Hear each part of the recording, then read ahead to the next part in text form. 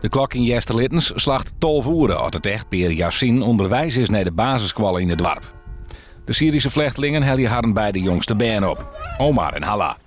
De andere band komen hoe die net thuis. Zij zijn ouder en zitten op squallen in Snits. Jalla. We hebben eerst proberen de band zo goed mogelijk naar school te krijgen. Om Nederlands te leren. We zijn nu ondergaan om Heid en Mem naar school te krijgen. De band naar sportvereniging te krijgen. Er is een famke in gymnastiek, er is iemand met voetbal. We hebben een badmintongroep van jeugd op te zetten. Dat daar ik in ken. En nou ja, maar helpen al het papier ophellen. Maar zo'n soort dingen, de meesten probeer je bij te beloven.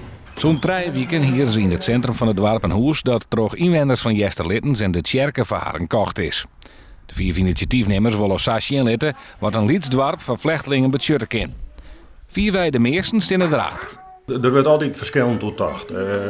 Je hebt verschillende meningen, maar over het algemeen zijn de meesten positief tot redelijk positief. Je hebt altijd een Lietse gemeenschap, een Lietse groep die het eerst al wennen moeten en misschien later mooi komt, maar je hebt verschillende meningen. Dat beeld ik zo in elke gemeenschap.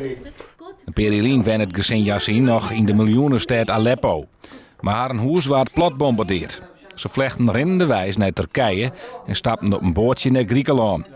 Vrienden hier kwamen ze in Nederland aan en waren van sporthal naar sporthal sleept. Ze hebben intussen een verblijfstatus en hoop je nou in Jesterlittens rest te vinden. Dit vind ik in wezen wat wij jaren heel mooi. Er waren mijn vrienden de mevrouw vregen, mooi weer je blijven of wanneer maar weer wij. Dus zo leeft het bij die meesten dat ze net wegverhuizen willen. Hoe vind je het hier in Jesterlittens? Ja. Ik hou die dorp heel mooi. Ja, heel mooi.